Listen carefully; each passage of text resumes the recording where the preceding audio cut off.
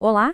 Hoje a gente vai mergulhar numa história fascinante, quase uma investigação de detetive, para entender como a psicanálise nasceu. É a história da busca para criar o primeiro grande mapa da mente humana. Então, vamos lá. Olha, antes de existir o divã, os consultórios como a gente conhece e a terapia pela fala, a realidade para quem sofria de algum transtorno mental era outra e bem mais sombria. Para a gente ter uma ideia da revolução que Freud causou, primeiro a gente precisa entender o mundo que ele estava querendo mudar. Pensa só, no século XIX, os tratamentos para histeria e outras condições mentais eram bem primitivos. A gente está falando de banhos, massagens e até eletroterapia, ou seja, choques elétricos. Freud olhava para tudo isso com uma insatisfação enorme. Ele criticava abertamente esses métodos, dizendo que até a hipnose, que ele mesmo depois ia abandonar, dava resultados muito, mas muito melhores. E foi essa insatisfação, que marcou o primeiro passo de tudo. Foi uma transição clara. Sair dos choques para tentar a hipnose, uma abordagem totalmente nova que o Freud começou a explorar. Muito por influência de um colega dele, o Joseph Breuer. O Breuer foi um pioneiro no que ele chamou de método catártico. A ideia era usar a hipnose para ajudar as pacientes, na época diagnosticadas com histeria, a lembrarem da origem de um trauma. Ao reviver essa cena, acontecia uma catarse, sabe? Uma liberação daquela energia psíquica que estava presa ali. E o mais importante de tudo, Breuer e Freud começaram a ouvir as pacientes, a dar voz para as histórias delas.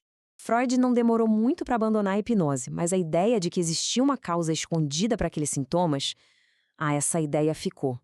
E é a partir daqui que ele começa a agir como um verdadeiro detetive, juntando pistas de lugares bem inesperados que apontavam para uma direção muito específica. O fascinante é ver como as pistas foram chegando para o Freud de todos os lados. O Breuer, com a sua famosa paciente Anna O, percebeu o fenômeno da transferência, que é quando o paciente projeta no terapeuta sentimentos de figuras do passado, como o pai, por exemplo. No caso dela, isso virou uma paixão por ele, o que já mostrava que tinha uma corrente emocional muito forte escondida ali na terapia. Depois, o Charcot, um neurologista super famoso, comentou que os problemas de uma paciente tinham, na verdade, uma causa sexual. E aí veio a pista mais direta de todas, do ginecologista Rudolf Schroback. Imagina só essa cena. O Schroback tinha uma paciente que vivia numa ansiedade terrível. Ela só ficava calma quando sabia exatamente onde ele, o médico dela, estava a cada minuto do dia. Era um caso que deixava todo mundo intrigado. E aí Freud escuta o Schroback dando seu diagnóstico em latim para um colega. A tradução? Um pênis normal em doses repetidas. Pois é, chocante, né? Mas para Freud foi a confirmação que ele precisava. Breuer, Charcot, Schroback, todas as pistas apontavam para a mesma coisa. A sexualidade parecia ser a grande chave para entender a neurose. Com essas pistas todas na mão, Freud começa a construir a sua grande teoria. E ele vai erguer essa teoria sobre 3 pilares, 3 ideias fundamentais, que se tornariam a base de toda a psicanálise. E aqui estão eles, os alicerces, a teoria da repressão, a ideia revolucionária da sexualidade infantil e, por fim, a interpretação dos sonhos. Vamos ver rapidinho como essas 3 coisas se conectam. Bom, o segundo pilar passou por uma mudança gigantesca. No começo, ouvindo as histórias das pacientes, Freud criou a teoria da sedução. Ele achava que a neurose vinha de abusos sexuais reais na infância. Mas, com o tempo, ele começou a achar aquilo insustentável. Foi aí que ele mudou de ideia e criou a teoria da fantasia. O problema não era um evento real, mas sim a fantasia da criança de ser seduzida. Foi uma virada teórica enorme. E o terceiro pilar? Os sonhos.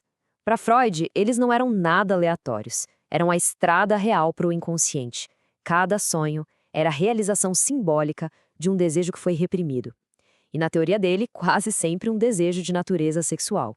O que nos leva, claro, a uma pergunta bem óbvia. Afinal de contas, o que é esse lugar misterioso que os sonhos revelam e que a psicanálise quer tanto estudar? O que é o tal do inconsciente? De um jeito bem direto, o inconsciente é tudo aquilo que a gente sabe, mas não está pensando agora. Tudo que um dia a gente soube, mas esqueceu. Tudo que os nossos sentidos captam, mas a nossa mente consciente deixa passar. É também tudo que a gente sente, pensa e faz sem querer. E até mesmo aquelas ideias que ainda estão se formando dentro da gente e que uma hora vão vir à tona. Tudo isso aí está no inconsciente, o verdadeiro campo de estudo da psicanálise.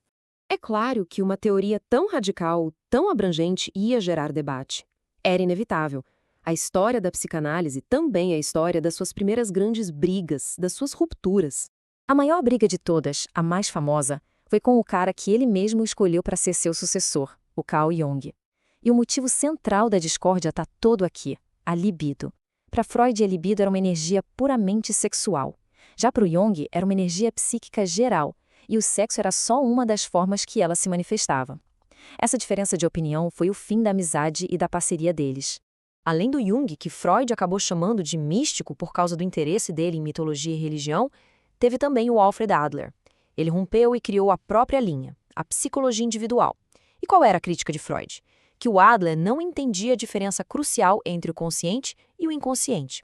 Ou seja, desde o comecinho, esse campo foi um terreno fértil para muito debate. Então, o ponto principal é este. Freud foi o primeiro a desenhar um mapa do inconsciente. Ele nos deu um ponto de partida super controverso, super revolucionário, mas que mudou para sempre o jeito que a gente se entende. Isso deixa uma pergunta no ar para a gente pensar.